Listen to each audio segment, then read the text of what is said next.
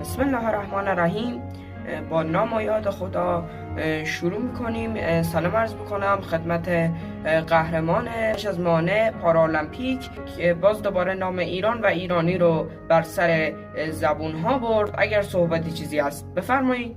بله، سلام عرض میکنم خدمت تمام بچه های فدراسیون و باعث افتخارمه که برای کشورم مدال کسب کردم. تشکر میکنم از تمام کسایی که توی این مسیر در کنار من بودن، از پدر مادر عزیزم، از مربیم، از پوست تک تک مردم ایران هستم.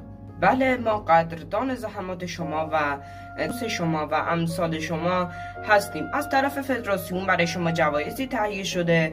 اول سفر به 3 کشور تاریخی و دیدن آثار تاریخی هنری اون و دوم یک دستگاه پلی استیشن به علاوه یک دسته تقدیم به شما.